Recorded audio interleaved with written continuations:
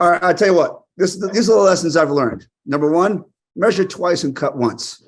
Number two, there's a reason why God gave you 2 ears and 1 mouth.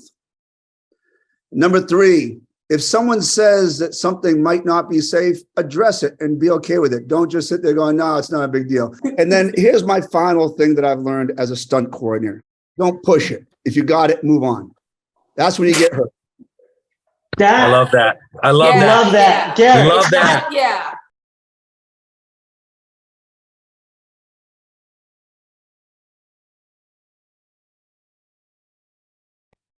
Welcome to the SAG-AFTRA Foundation's Conversation at Home program. I'm Janeshia Adams-Ginyard, Emmy-nominated actress and stuntwoman. Now, without further ado, it's my pleasure to introduce this year's SAG Award nominees for Stunt Ensemble and a Motion Picture and Television Series. We have Garrett Warren, the stunt coordinator from Avatar: The Way of Water, Robert Alonso, the coordinator from The Batman, Andy Gill, the coordinator from Black Panther: Wakanda Forever, Danny Hernandez, the coordinator of The Woman King, Marc Mailley, the coordinator from Andor, and Hiro Koda, the coordinator from Stranger Things. Hey, everybody. Hey. How are you? Hey, Janeshia, good to see you again. Thank you for having us. Hey, everybody. Yes, hi. Yeah. I have to say I was so excited when asked to do this particular panel. I reached out to fellow peers and industry professionals, and we have a lot of questions for you guys. The next 40 minutes will be absolutely amazing and fun. There's some individual questions and group questions. So I will ask that we treat this like a memorial service for our past in-person panels and keep all answers and remarks to 2 minutes or less if possible. So we will start. The first question is to everyone, and it comes from Danny Arroyo, who is an actor, writer, and producer. He would like to know, what was your first paying stunt gig, and what was the stunt? All right, I'll do me first. I'll nail this one first. My first paying stunt gig was a TV series called The Raven. We shot it in Hawaii, and the very first stunt I did was a fight on top of a building.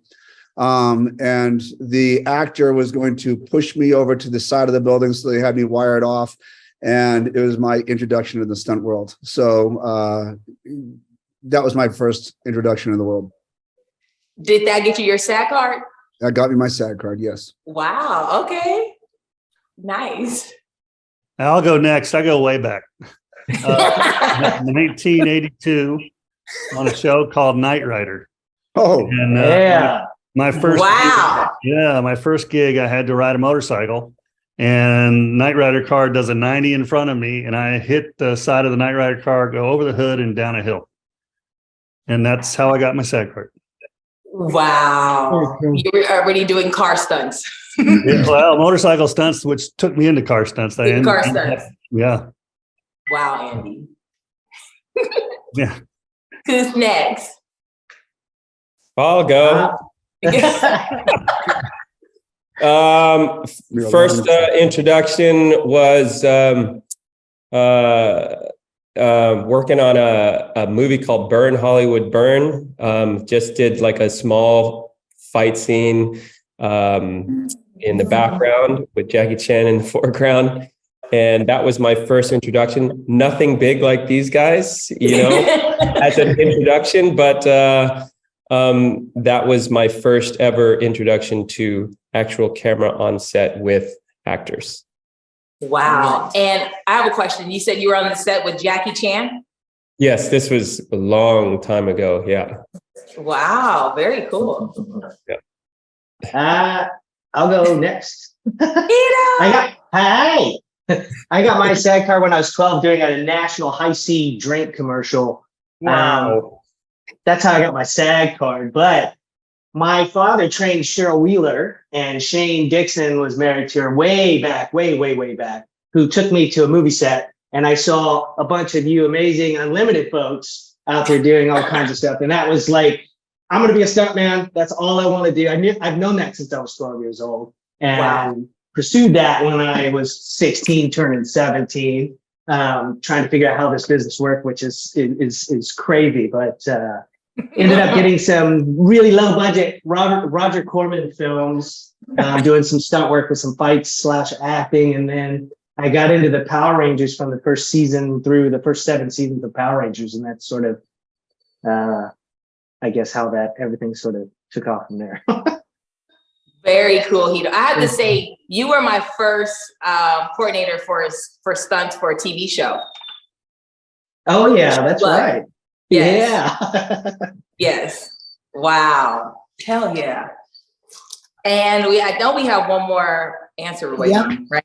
Yes. That'd be me. Yeah. I had a bit of a hiya. How you doing, guys? My introduction was actually through Harry Potter, Prince of Azkaban, but I was working behind the scenes along with the rehearsal team.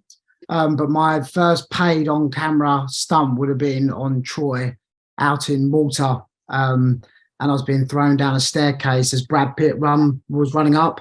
It was another stunt woman who you might know pretty well, Eunice Huffhart, who I know really well now, but it's my first time I'd met her, and she threw me down the stairs and I smashed into a pot. And that was my first sort of on-camera stunt, yeah. Nice. Wow, these are all pretty intense. Yeah. Mine wasn't that intense. Let me just. Yours is background fight. Okay, got it. Yours isn't that intense. Yeah, I'm blaming Eunice. She made it intense. She beat me up. I could see that. I love this. And then most of you guys were with already high-profile actors too, for your first stunt gigs. That's insane. Wow, very cool. This question is from an anonymous person that's a very decorated actor and stunt performer. He asks, this is also for the group, now with COVID, hustling is dead. And for those of you in the audience that don't really know what hustling is, that's basically when a stunt performer can make their pitch, sneak on set, talk to a coordinator, and hand in their resume and headshot. Pretty much that's what hustling is. So now with COVID, hustling is dead. With that being said, how would people get on your radar if they can't come out and meet you? Do they like slide in your DMs? What do they do? Usually what I like. I don't mind them coming by and seeing me, just not when we're in the middle of everything on a set. And it's hard to get on the sets, especially the type that we all do. But if you reach out to me, I'm very free with my email and everything else.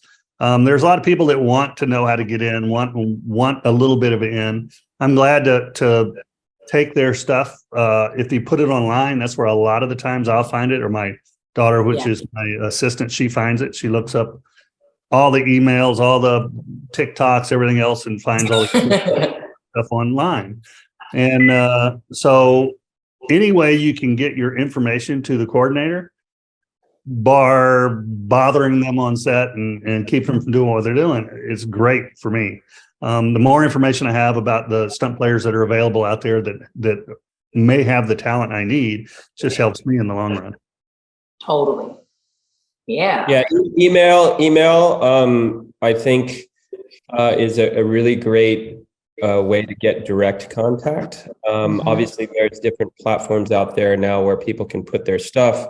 I myself don't really use social media, so that's another platform that people can showcase their talent. But I think as we all know, staying on the forefront of who the latest and youngest performers are will enable our jobs to be much easier. So really having the drive to actually showcase your stuff nowadays is a very welcoming way for people to introduce themselves and vice versa. I've hired some people straight off of email, and now they're flourishing stunt performers. So very cool. Yeah, emails are great for me. I get tons of emails, and I do read everybody's emails, and they get filed because I'm always looking for new talent. I try to get on the different sites when people are having these like virtual hustles and stuff to give everybody an opportunity to try to chat with people, because I'm always looking for new people. So those have been nice to do. But definitely emails. I know it's hard to get out there and hustle. Some people push a little bit too hard and send multiple emails and all of the social medias, and you don't have to do that, but it's I'm always looking for new talent, and social media is one that definitely, people send me things all the time, and it's definitely something I look at. So any other people want to chime in? I'll be the same. Emails, don't really do social media. But also, too many emails can get a bit much. if you've seen the email, you've logged it, it's like, look, no matter how many times you send me it, I'll see it. Yeah, it's great. But yeah, one email's enough, and I'm the same. I log them, make a note of what they're trying to showcase, and yeah, that's the way. Yeah. Well, no 2 and 3 emails saying, "Hey, please confirm that you received this one or not." Don't do that. No. There's a new tact to that. So you just send it, maybe check it back in 6 months later or whatever, but 6 months later, people. Yeah. Yeah. I mean, for me, I also, I get direct messages on Instagram and Facebook. I also get emails. I go to a lot of the open workouts, and I think I work out 3 to 4 times a week, either at Tempest or over at Joining All Movement. So that's why you still look so good, Garrett. Huh? That's why you still look so good, Garrett. It's the only way I can keep. It's the only way I can keep like I get a lot of people that send me stuff, and I think, oh, this looks good, and then they get on my set, and I'm like, oh, was I wrong?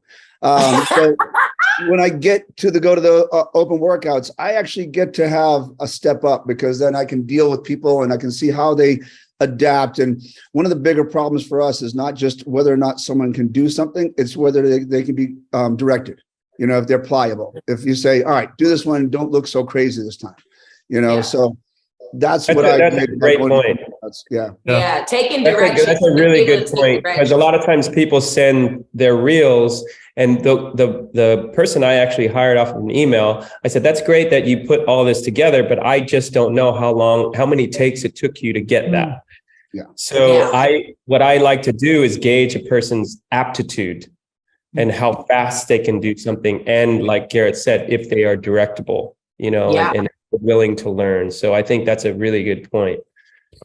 Also, when they send you emails, one thing I find, especially in my world, a lot of information, it's the basic information, but it doesn't have the things like what country they're from, what state they're from, what their local is. And then it's more work for me to try to follow that up and go, okay, I need a local here, or they're not going to fly somebody in from Europe. All this, very good point. That's awesome. Would help. Yeah, that is very true. Yeah, so you guys out there, these are some of the top coordinators, and they're telling you they're very open to emails. They're very open to you contacting them on socials if they have them, like Garrett, but do not hound them.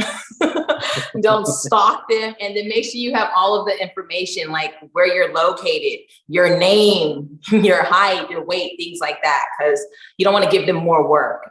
So this is all very helpful. Thank you. Now let's get to some direct questions. Hiro, this one's for you. All right. What advice do you have for a stunt coordinator working with children and or teenagers? Because you are Stranger Things. So yes. What advice do I have for a stunt coordinator? What advice do you have for stunt coordinators working with children and or teenagers? It's an interesting, tough job to do.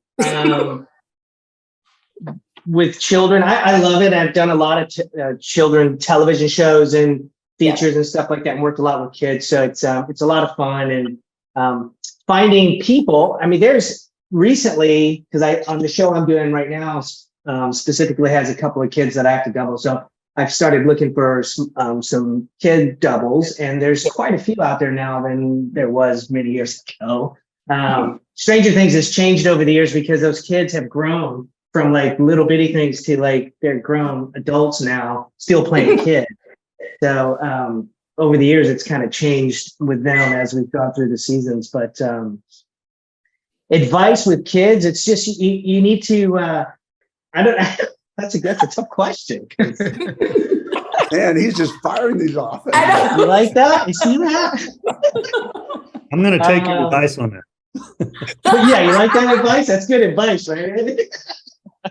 No, I become good friends with the teachers that are on set so that they trust me completely with what I'm doing with those kids and what's safe for them to do. And then once I bring in the stunt doubles and making all the kids feel comfortable with what they're doing.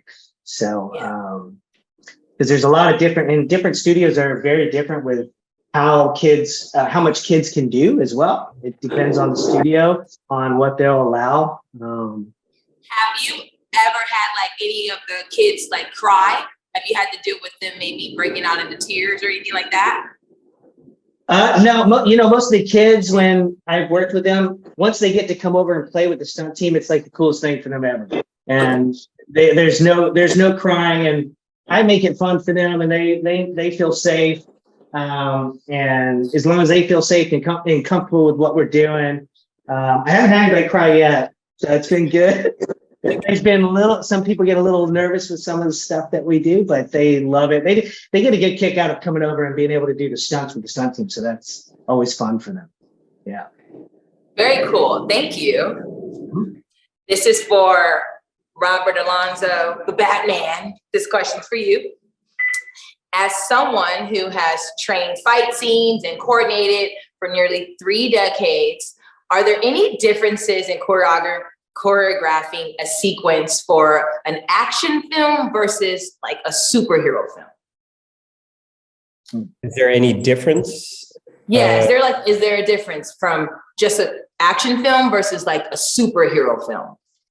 Well, they're kind of one and the same, but in speaking between, if you want to make a difference between an action film and a superhero film, I would have to say a lot of it boils down to the physics within the worlds.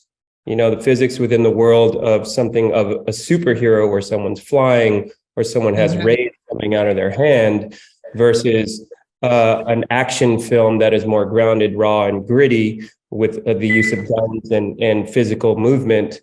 You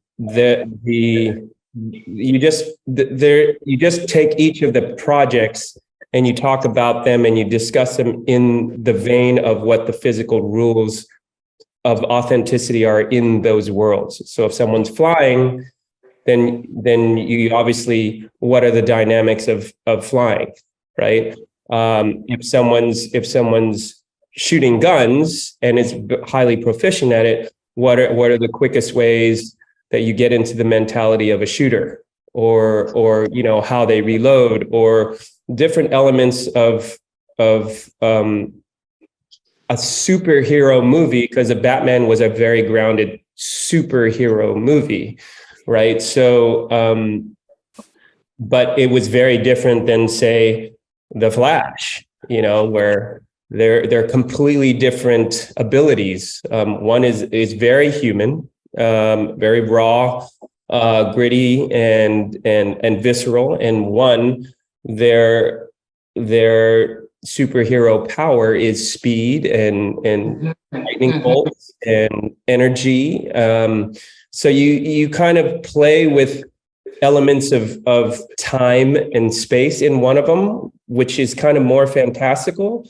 And then in one where you're in Gotham City, that we try to go for the authentic approach of making a world like that really feel like it existed. So it really all depends upon, like I said, superhero and action movie are kind of synonymous because they're, people expect superhero and they also expect action. So they fall within the same genre.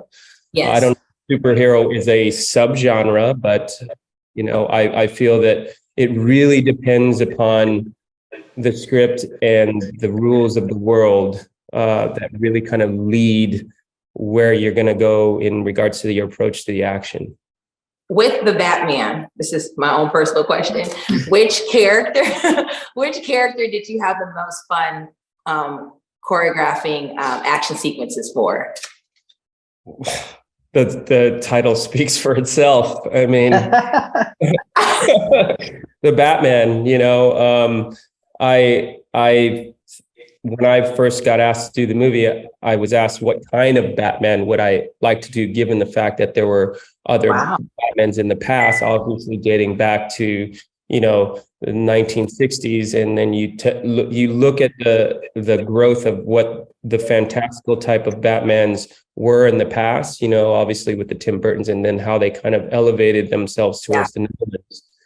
We took it a little bit step further and went even rawer and built a world where people look like it's a city that actually exists, and it became populated. So, and even in our action pieces were filled with people who are ancillary citizens, that weren't just your villains, that weren't just your heroes. So that was one of the things I really enjoyed, is keeping the action very grounded within a space where you yourself could feel like, I want to go fly. I want to take a trip to Gotham and just really feel what that was like. And so designing something with the Batman involved in regards to being like a 2 years out, and having him really teeter on the edge of villain or hero was something that was very gratifying. Thank you. Yeah. Okay. You got away with just saying the Batman. I mean, I would have liked to say Catwoman, but she only had a little bit of action. That's cool. Marc, I'm coming over to you. So, as part of the Star Wars universe, did you have to pay attention to the stunt styles of the other Star Wars films and TV shows? No, that's what actually I quite enjoyed, actually, because I done episode 9 just before this project, so I sort of went into the Jedi world. I was assistant coordinator on that, and run second unit. So it was interesting doing that, but to do Andor, it felt more like doing a Bond or a Bourne type sort of action show, because they just wanted to bring it right down to earth. Tony Gill was like, it's got to be a real world, we're trying to say Star Wars is a real place, and if it's not now, it will be at some time. So there are drug dealers, there are prostitutes, there's gangs, there's this, there's that. And that's what he's saying. He's like, let's really bring it down. Forget about the stars, all we know. That will be told within the story, but with the action, let's just bring it really back to gritty, real. Take the fantasy away and just keep it nice and to real life, really, which I've really enjoyed. And was refreshing, especially after coming off the film as well, which it was, people flying 100 foot through the air, and Jedi and Force and everything. So absolutely loved it, and it was really, really exciting. And we got to tick a few boxes. We got to do some fights, got to do some of the speed work, which was great. So we didn't get all the fun taken away, but the bits that I'd had a good taste of previously, it was nice to bring it back to some real stuff. Yeah, it was great. It was awesome. Yeah, I appreciated it. And thank you for that. Side note, there's this burlesque show called The Empire Strips Back. Have you heard of that? Have you heard of it? Have you seen it? Look at Garrett. I saw it. Have you heard of it? Have you seen it? We got a thumbs up from Garrett. Yep. Okay. Awesome. All right. Thank you. The Crimson Guard are awesome. Yeah. Okay, yes. Yes, I love it. Oh, I'll come to you right now, Garrett. Here's your question. And this actually is a question that comes from Shaka Smith, who is an actor and fitness influencer. And he wants to know, can you tell us about your experience working on the water-based stunts for Avatar: The Way of Water, and how you approached the unique challenges that it may have presented? My experience with the water was that just like anybody else had to do it, and even you guys on Wakanda, water takes everything twice as long to do. So, and it's just going to happen like that. There's a communication that you have to do. But what we did for the underwater sequences on Avatar is James Cameron designed his own 100-foot long by 60-foot wide by 30-foot deep tank that we built in a stage at MBS Studios. We were able to take this tank and adapt it. We built plungers on one side of it that could create a wave. So even when someone was underwater, so what would happen is a lot of movies, you'll go underwater, but you'll never have that surge and recession of the water that a wave will create, like if the whale is there or they're by the rocks. Jim was able to recreate this sensation. So that's why a lot of our underwater work has a lot more reality to it. It's not just being in a tank somewhere in still water. We could create 12-foot tall waves if we wanted to. There was some times where I thought the walls were going to break, and sometimes our waves slapped over the side. One of the things that we were greatly able to do is drop the water within an hour's time, 6 feet at a time in that tank. So we would evacuate the water out into this separate tank that Jim built, a small tank on another stage. And then we were able to pump it right back in and bring the water right back up if we had to. One of the great things about our water team is that everything we did on a free dive. There was no oxygen allowed. Everyone just had to do breath holds. I'm sure everyone's heard the story about Kate Winslet and Sigourney Weaver, breaking all kinds of records. It's true, they did. But, our teacher, a guy named Kirk Crack, who's a world champion freediver, I owe it all to him. Within a minute's time, he can get you to a level where you can increase anywhere from 30 to 45 seconds on your breath hold. And, if you work with him for a week, you're going to get at least another 2.5 minutes, 3 minutes on your breath hold. And it really is spectacular. When going through a lot of the water sequences in our movie, it might look like it's animated. Nothing was animated. Everything was done 100%. If they were flying with a whale, we made them fly with a whale. We actually we performance captured out in the Bahamas in the open ocean. We set up rock and roll truss towers that were, 90 feet tall out in the open ocean. And we had, dog fights underwater. We had people doing things underwater as well. So I think that a lot of people, you like the water stuff that we did because it wasn't just some kind of animated world that someone keyframed. It was real. A lot of people were down there getting really blue in the lips. And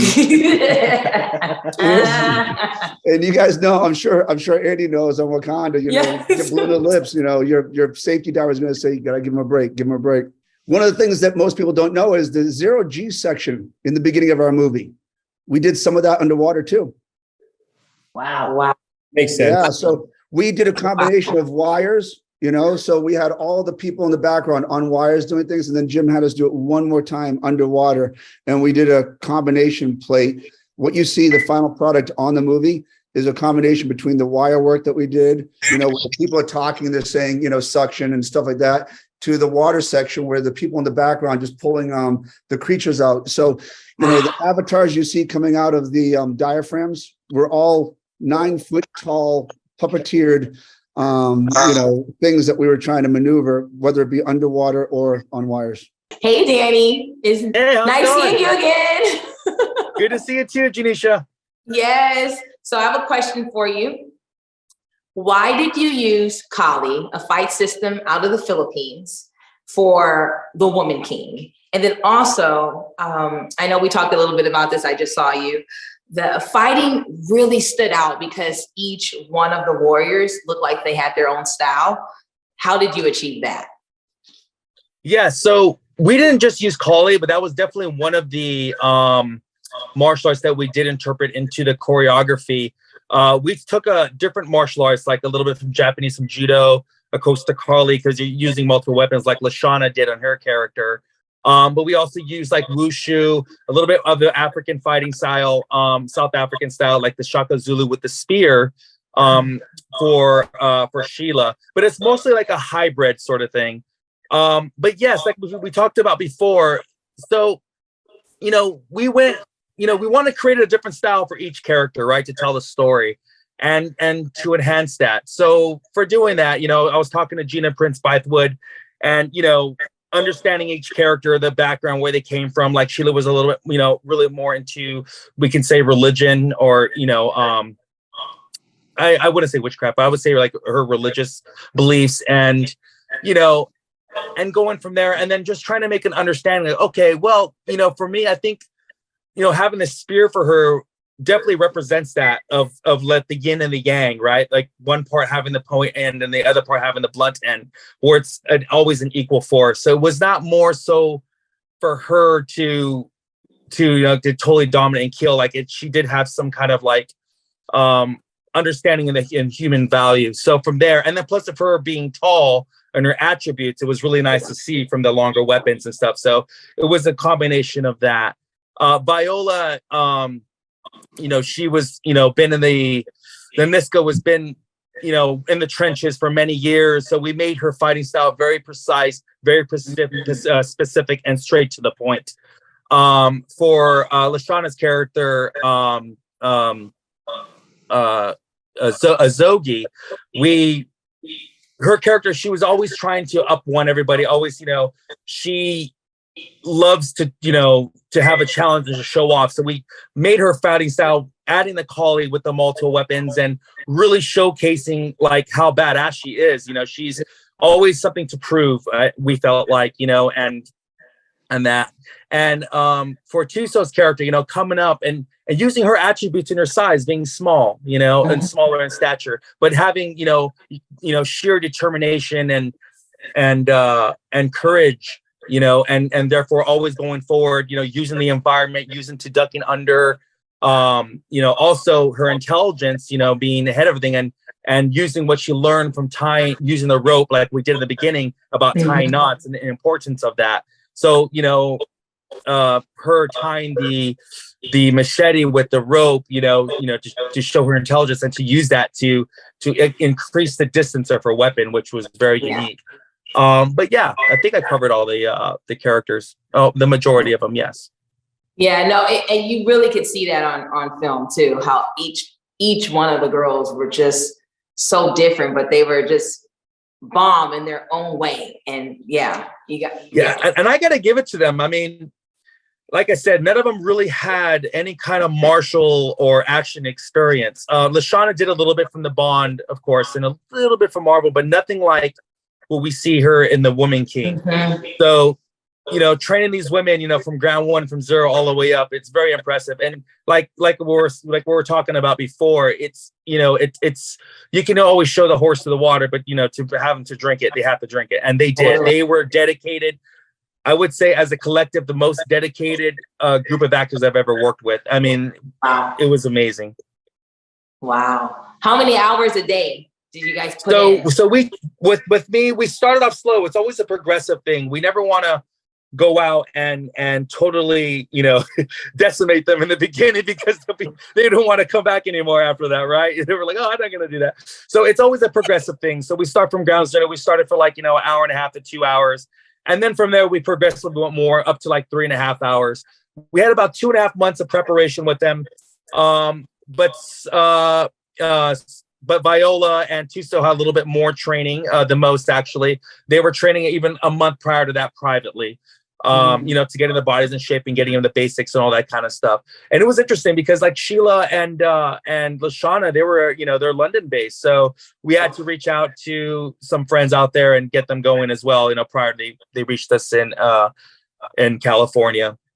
But yeah, it was incredible. It was definitely the best experience I ever had in my life. I would say definitely one of the most hardworking experiences I've ever had, especially going to a different country, and integrating myself with the other stunt players and the female stunt players and all that. It was such a great experience. Yeah. Thank you for sharing that. Yeah, as we kept seeing and zeroing in on your Woman King stunt team shirt. So yeah, thank you. Thank you. I got to represent all the way. Yes, you are. Yes, thank you. Next one's for Boss Man, Andy. I'm coming to you now, Andy. All righty, bring it on. Yes. Andy, can you share your thoughts on working on a project that has such a large and dedicated fan base like the Black Panther franchise? And then also talk a little bit about your approach to the action sequences and how you would build on that success from the first Black Panther. Working on a show like Black Panther, you get into a rhythm. When I first started, Ryan Coogler, the director, had this vision, and that was on the original Black Panther, which translates over to the second Black Panther. He's a visionary that has what what he wants to represent on screen, all in his mind. And it's very detailed. And to him, it was a turning point for the Black people of America. It was going to be a huge thing that we had to put on our gloves and play it like it was a baby that we were responsible for. He wanted to do something that had never been done before. It's a lot of responsibility to do that. And so we went into it as a team. It had to be a team. He had his ideas. We would go in with the fight choreographers, everything else, put the sequences together, show it to him. He liked some of it. He didn't like some of it. We put a select reel together for him and say, which one of these moves do you really like and for what character? We would dice that out. And then all that, once we got that done, we'd go to the studios. That would come back. And it was a process that was all there to just make the best movie we could, so we could take care of this baby we had that was trying to do something new. Second one, he came across with the same ideas, the same passion. So we took to it, and I think the second one we had 12 different sequences that we had to prep. And all the sequences were on major set pieces. Because of Garrett, we had to dig our own 80-foot by 30-foot by 25-foot deep pool. Because Ryan wanted everything to be practical. He said they did it in Avatar. We can do this. So we did some tests with dry for wet, just to see what it would be like. And he said, absolutely not. Don't like it. I want to do it wet for wet. So we got into Garrett's world. We were lucky to get one of his guys, Chris Dennison, over. Had a lot of knowledge from working with Garrett. And he helped with the underwater unit. So we had underwater unit going. We had a second unit car unit going. We had first unit, and every day was an action sequence. We had the Bandaloo wall, which was a whole thing in itself, which you were on, Janeshia, which was a big rigging thing with 7 stunt girls and an actress jumping and rappelling down a 40-foot wall with 30 stunt players climbing up it and getting peeled off and falling to boxes with spears in their hands. So it was all in one piece. It was a very difficult piece, but it was a passion of Ryan's to get that into the movie. He thought that was something that he had seen, a group that does that on the side of buildings. It's called Bandaloo, and it's like ballet on the side of a wall, and he loved it. So I got you guys all the door on the side of this 40-foot container wall, and we started playing around with it and getting different harnesses that worked so you could twist in them and doing all that stuff. And we worked out some pretty cool sequences that Ryan ended up loving, and we're in the movie. But everything was kid gloves. Everything was for the sake of the movie. Being a movie like Black Panther is not something you want to take lightly. It means a lot to a lot of people. And so you do everything you can to help the director and help the production get the best product they can. Yeah, you did a great job, like awesome job. I think the world received it very well, what was shown on that big screen. You talked a little bit about how you would meet with Ryan and talk, like, can you just touch a little bit on the importance of like the collaboration involved when you have so many moving parts, like the rigs, the wires, and yeah, it's I'm sure all these guys do the same thing, but you really can't make enemies with any head of any department because you all have to work together. That is so true. It'd be really easy to do that. So you got to play nice. You got to play the game. And luckily on Black Panther, everybody was a sweetheart. Everybody was in it for the same thing. It's one of the movies that I didn't feel any way, shape, or form that I couldn't ask any department any question, even if it's something that I needed that they weren't budgeted for. I thought of it the last minute. I should have told them earlier. I can go talk to them. It was no guff. They would just say, if that's what you need, we'll get it done. We'll figure it out on our end for the budget and the time and everything else. But if that's what you need, we'll get it done. So you got to coordinate with everybody. You got to, for my end of it, I like to keep everybody in the loop early on, So that means I need the information from the director early on, because I know it has to go from him to the studio before anything gets done. So you have to kind of be ahead of the ball there, but then still be working on the stuff that you think is going to be worked in the movie. So you're not just waiting. So there's a lot of training going on. You guys trained every day. There's a lot of I make 3D drawings a lot of time for rigs. Go hand in hand. I'm talking to David Huggins every day for all the rigging that's happening, and they're trying to give me ideas. I'll give him ideas. He gives me ideas back of better ways to do it. So that's a collaboration that works really well. Same with effects. I have to talk to effects every day because things change in and out. One of the things we had on there was a first for me. The flood sequence, we built 2 500,000 gallon dump tanks. 500,000 gallons. And we could let them out, and they built a town that we would flood. We could let the water out, and they could get it back in the tanks within like 5 or 6 minutes and go again. Yeah, and the only reason we could do that is because Dan, the effects guy, was deciding how to do it, and he came across 6-foot tall ball valves that the Air Force had. 6-foot tall ball valves, electronic ball. So that allowed him to hold that pressure back, but also open it at I think it was 3 degrees at a time. So he could regulate the water very easily to whatever we needed. And so we did tests on that, and had the stunt players in there riding these waves going through. And when you have people on the set like that are really good at what they do and really have the passion to do it right and make it work, then you get a great product like what we have. But everybody's got to work together. Same with the stunt people. Stunt people that I have, you hire them not only because they're talented, and not only because they got to meet all these criteria. You got to be talented. They have to meet the sex, the race, everything encompassed. Plus, in my end of it, they can't have an ego and be hard to work with, because I don't have. And so that's what Kelly looks for when she hires all these people. I think we had 65 stunt people that were carried for, I don't know, 2 months, 3 months. Yeah. Wow. And working at one point, three different Units. sets.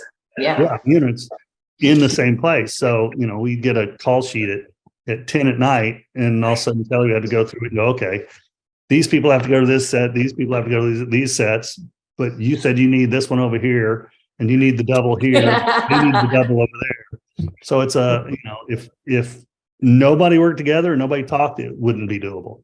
But by being able to talk to wardrobe, being able to talk to hair and makeup, because we had to paint people, and people had data paint. We had to know when they had to wrap in order to get them back into paint, to paint them blue in order for the next day. So it's a constant battle to keep up, but you can do it if you're friends with everybody else, because it's not a headache for them if you call them and say, hey, I need some information. It's like, I'll do whatever I can to help you. So that, to me, is what really makes it work, is that cohesive bond that everybody's together, working on the same show, doing the best they can to get the best product they can. For sure, yeah. In Girl Scouts, they told us teamwork makes the dream work. So there you go. Yeah, that's right. That's right. Yeah. That is so right. Thank you, Andy, boss man. I have 2 more questions. This next question is for everybody, so anyone can chime in first. What is the most important lesson you have learned in your career as a stunt coordinator? I know. Weird. It's weird, but it's happened to me. And so I try to tell everybody that is a stunt player or a stunt coordinator, if you ever rig something or test something and walk away from it, test it again before you put it on camera.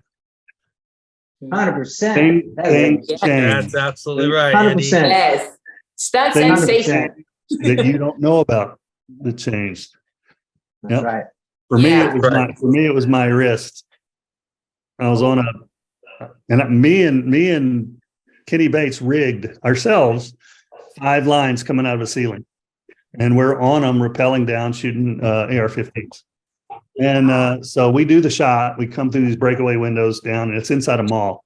And we all come all the way to the floor. Well, all the ropes are in leg bags, so you didn't see the ropes as we were coming down. And so we did the shots. They got them.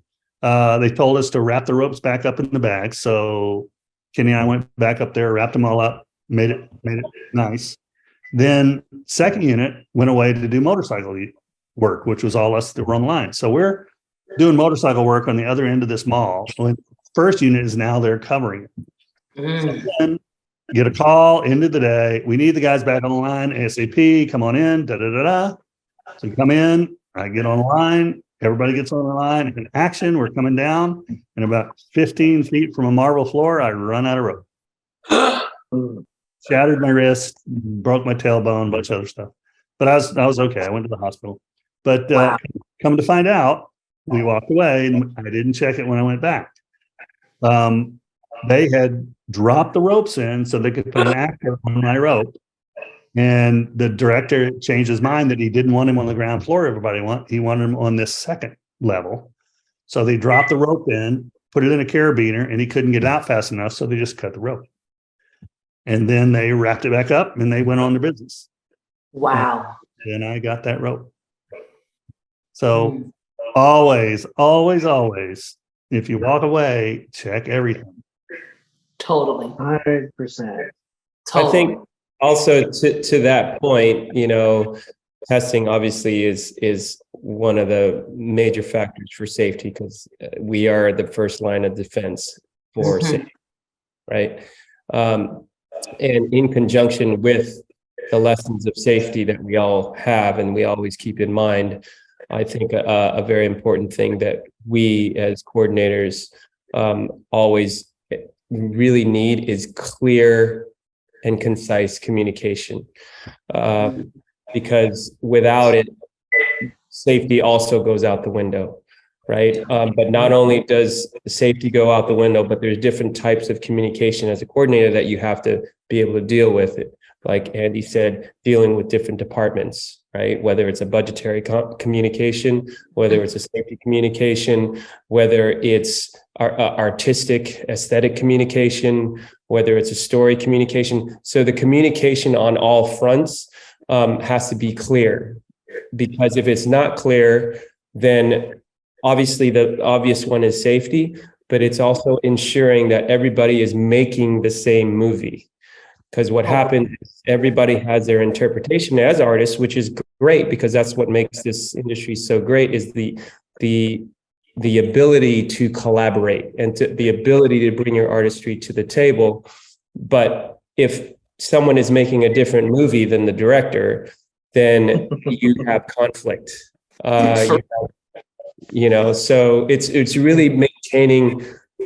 Another thing beyond the testing and the safety is also communication, because also there's on-set communication, making sure no one is talking when you're doing your counts, right? These are very, very important things, that if the set needs to be silent, that no one violates the sanctity of that silence. Because communication, especially we're on walkies, we're talking to different drivers, you're dealing with communications and distances where people don't have visuals.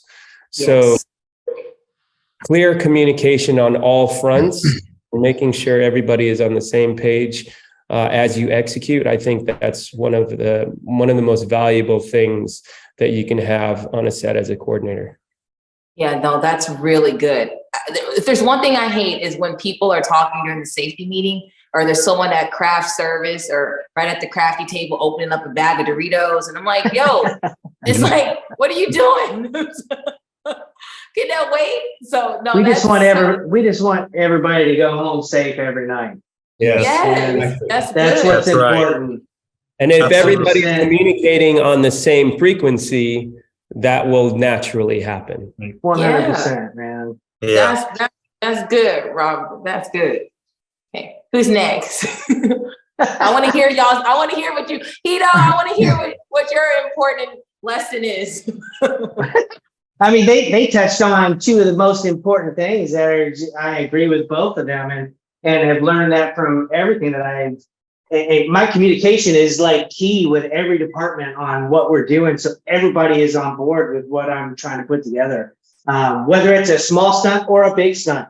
I'm so big on previs and rehearsals and trying to put stuff together so everybody can see it visually of what we're trying to accomplish stunt-wise or action-wise, so that everybody is on board on the day that we go to shoot, so nobody has any like secrets or surprises that come up. So communication is huge for me. And, I mean, things change all the time. The Duffer Brothers for Stranger Things are so particular about everything that they do. They test me every single day and throw stuff at me and go, I know he can do that, but here's what I'm going to do. Let him figure it out. And that's what we try to do with our rehearsal and previous time. But when things come on set, I've had it happen before where things are like, hey, this is not going to happen today. You're changing everything that we've rehearsed and we've practiced. There's not time to kind of reset this. Let's take a pause on this. We're going to do something else. And we'll come back to this because it's not worth trying to rush. Because stunts always gets rushed. It's like, how many times have you like, I got to go and ride a wire and you just wait till the end of the day to go and do it. It's like, well, let's hurry up and throw them up there. It's not like that. The communication is so key and keeping everybody safe. And I'm the first to tell them like, no, we're not going to do this right now. It's not ready. So we'll wait. Yeah, I would have to fully agree with that. I was literally about to say the same thing, I think like it's communication and people being able to actually take a second to, rethink things or just gather themselves. I think it's good that whether it's the performer or someone from another department or yourself, just go, let's just wait a second, guys.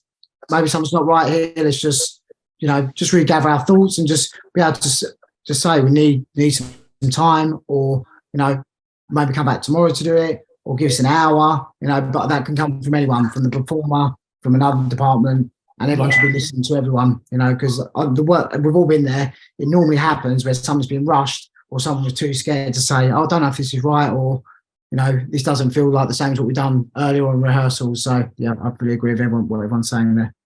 Danny, you got something you want to say? I'm trying to decide. There's like 4 things that I've learned that are super important to me. So it's like to decide what's the most important. It's kind of hard. All right, I'll tell you what. These are the lessons I've learned. Number 1, measure twice and cut once.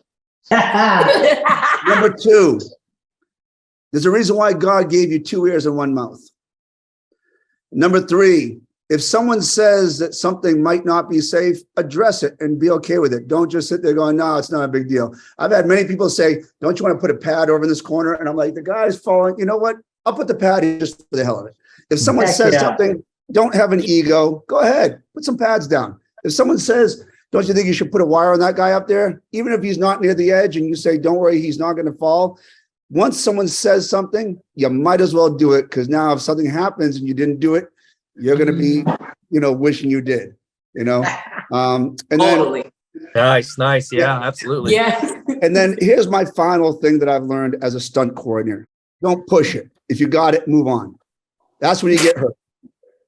I love that. I love that. Yeah. Love that. Yeah. Because we hear so much, hey, you got another one in you. You got another one in you. And it's like, well, if you got the one that you got 2 takes ago, like, yeah, move on. I'm here for that. Yeah. So those are the rules. Those are the most important things I've learned as a stunt coordinator's business. And, it's not like a detailed kind of explanation, but I hope we all know measure twice, cut once. You know what that means. It applies to a rope. It also applies to putting boxes down. It applies to, measuring your distance for a punch, whatever it is.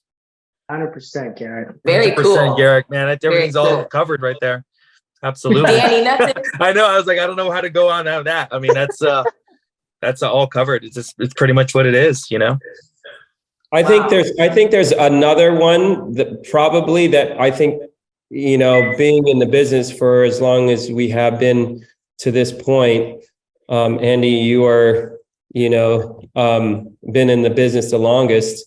And I think just working with you in the past and seeing how, stunts have progressed. One of the things that we also have to do as coordinators and be very cognizant of is being able to check somebody's ego. and being able to check to see if they want to do it and they're being safe for their own self.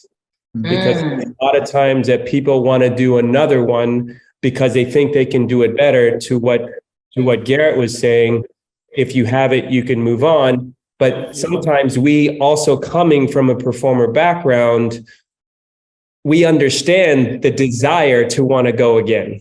Yeah. You can always think you can do it better, right? Exactly. But then you also have to have the wherewithal and the wits to look at a performer and see if they're capable or if their ego is talking for them, and really protect them from themselves. Because a lot of times as a performer, you're always going to say yes.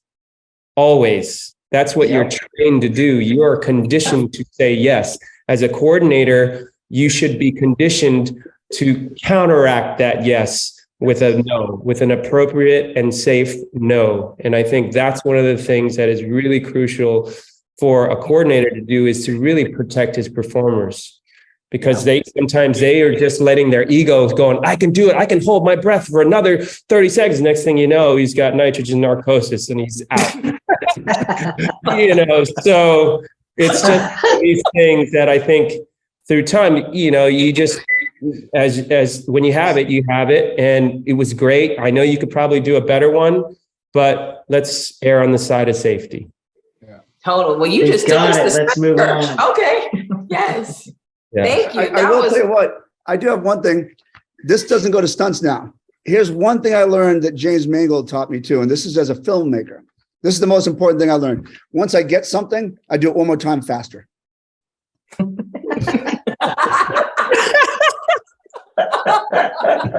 Every time I do a fight sequence, I'm like, yeah, that was good. And I'm not talking about doing a stunt. If you get hit by a car, forget it. You're not doing another one. Yeah. Can we do that bus hit one more time, just faster? Just faster. Come on. Nope.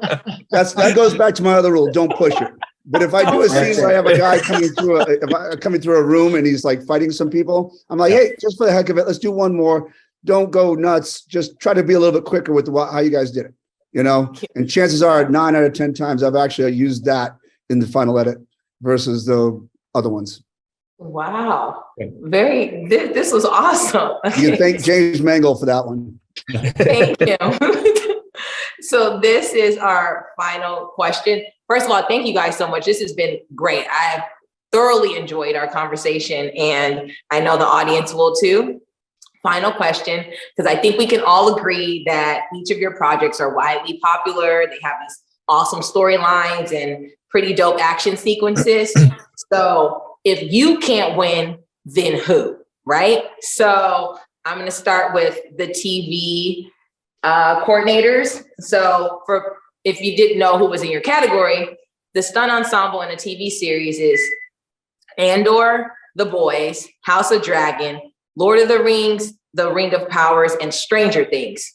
So I will go to Marc first. If your show doesn't win, then who? I'm not just saying this, but I'm a Stranger Things fan, so it has to be Stranger Things. I never watched Game of Thrones, and I'm not just saying that. So yeah, I hope Stranger Things. It's an amazing show. Absolutely amazing show. Just the look, the action, just ticks every box. Well done. Thank you for answering, Marc, and giving an answer from the heart. I mean that. I'm not making it up. I mean that. Yeah. Thank you. What? Thank you. Hiro. Why are you going to go with those questions? I'm going to give it back to Marc for Andor. I'm going to give it back to Marc for Andor. Because we're the only two here. Right. And supporting. To be honest, on the other side of it, I haven't seen the other shows, so I don't know. You didn't see The Boys? I haven't. No. My kids are super fans of that show, and they're telling me constantly, you got to watch the show, but I haven't. My youngest is 10 years old. I watch Disney shows all the time. The Boys, man. Go see it. It's great. All right. I'm going to see it. I'm with you, Garrett. The Boys. You got to watch The Boys. But yeah. Right now, let me move over to the stunt ensemble and a motion picture for you guys. Your category has Top Gun Maverick, Black Panther, Wakanda Forever, Avatar, The Way of Water, The Woman King, and The Batman. Boss Man Andy, Black Panther, Wakanda Forever can't win. If it can't win, who does? Avatar. Just as a coordinator, I know what they had to go through to get that footage. It's amazing. It is amazing. Thank you, Andy. I appreciate that. I mean, even the stuff that's above water on the ship and all that is phenomenal. It's great. It's really, really. Yeah, but we cheated. We had 6 years to do it. That doesn't matter. You did it. Thank you. Yeah. Wow. Right. All right. I'm gonna go to you, Garrett. Avatar: The Way of Water. Obviously, awesome movie. Can't win. Who wins? That's a hard question because, I mean, all these movies are different in their own aspect. Woman King is amazing for just, people that have no clothing on that are hitting the ground. And then you've got like, yes. But I also have to admit, I think that I probably was going to, and this is in all seriousness, I was going to say Wakanda Forever because I know what he had to go through. Chris Dennison told me. I saw the car stuff. I thought it was amazing. I'm hard pressed because I also loved Top Gun. And I know that these jets were doing things that were just, unreal, but I also know that they're naval flyers, they're military guys that are doing what they do every day. But at the same token, what they're doing every day is risking their lives. So that's a hard question. And I'm not gonna negate Batman because I have to admit that car jump was spectacular in there, man, with that fire and everything. And that fight you did on top of that what is it, the board, not the board, up inside the arena, the center. Yeah. That was pretty spectacular, and congrats. But I have to admit, out of all of it, the movie that I would throw it back to is Wakanda Forever. I think it had everything in a nice, bow as well. Thank you. Thanks. Danny, The Woman King, we all know, great movie. Gina got your back. She gonna keep working you all the time. But if Woman King can't win your category, who does? Ooh, like everybody said, like they all are amazing. It's hard, like you have Top Gun with those jets risking your lives, but then once again, they're professionals. They've been doing it, doing all that. Avatar, I mean, is groundbreaking. I mean, they're all so close.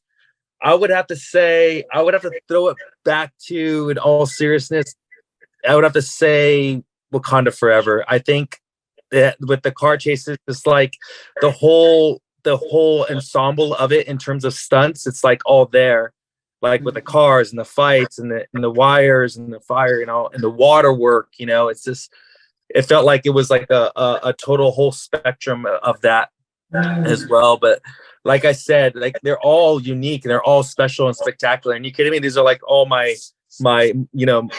older brothers, for me to say this, so all these other guys been in the business a lot longer than me, and they all deserve it. So I just much respect for all of them, for all you guys, and to be even sitting here and talking like with this, with you, for Andy, and for all you guys there, it's just really cool, man. It's an honor. Wow. Robert Alonso, last but not least, The Batman, cool movie, awesome. You can't win though. So who does? I mean, I think a lot of these guys kind of really hit it on the head. There's so many movies that are in this category, and it is an honor to sit here and talk on this panel because I've seen what it takes to do a lot of these different things, and like Garrett was saying, each and every one of these movies has their own uniqueness about them. And so they each and every one of them have their own struggles. So it is a very, very difficult question to answer, primarily because from a stunt side of things, right? We try to do everything in camera as much as possible. Everything we want to achieve in a real sense, as opposed to, because there is no category for stunts in the Academy. There is a category for visual effects, and that sometimes bleeds over. And people talk about our action that we put together as if they actually knew what it was to execute it. And for us, we know exactly what it takes to get real people to do the real stuff in camera, practical. That being said, I mean, I thought Top Gun was amazing with the flying. And I've worked with Joe Kosinski and obviously Tom and Claudia Morena, and what they did in that movie, I thought was incredible. But they're not stunt people, in my opinion. Those are naval aviators who are on a whole different level of what we do. It's completely dangerous, but they're not stunt people. They are doing aerial stunts. Don't get me wrong. But I appreciate that on a whole nother level. To be able to get that stuff in camera was pretty amazing. It was pretty amazing. And to let the actors sit in those cockpits and actually experience the G's was fantastic. But coming from a traditional stunt perspective, I mean, like I said, Woman King, Black Panther, Avatar, all of these things had real elements of real stunt performers. So to honor those stunt performers, I think you got to go with people who come from that background. And, you know, I think to me, it's a tie between Black Panther and Avatar, primarily because of the things that you guys had to go through. Obviously, Garrett pushing the envelope with the technology, man, and being underwater, and also the stuff that was not underwater, you know? And then Wakanda also, like Danny was saying, you kind of went through almost all of the different aspects of getting in-camera stunts as much as possible. Obviously, we have to blend them in from a vis effects standpoint, but I think we as stunt performers and stunt coordinators can appreciate what it takes when you see something in camera done with real people. And, you know, to me, that is something that I, for one, can appreciate, having gone through the ranks from a stunt performer all the way up to a stunt coordinator, second unit director. When you get something that is very minimally fixed by CG, you can appreciate that, because you can understand the danger and the lives that SAG stunt performers do risk their lives for a shot. And to me, the most things that we can do, like I said, if I couldn't, this Batman couldn't win or whatever, I think Avatar and Wakanda Forever, I thought were really, really. Did he get away with this by choosing two? Two answers. Yeah. So did he just tap That's dance? good, Rob. 5 minutes? You see that, Danny? You see how I did that?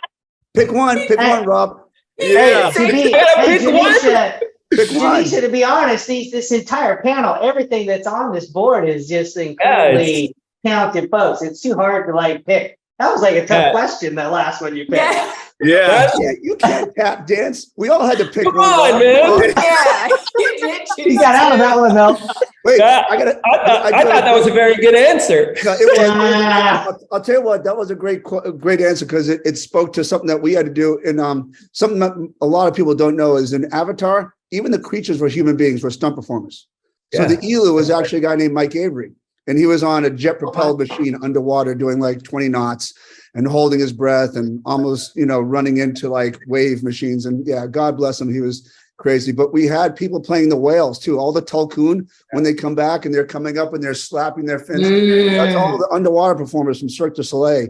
You know, these synchronized Real people. So he's right. He's absolutely right. We do everything in camera, like he's saying. We don't go out there and, you know, leave it to a keyframe animator.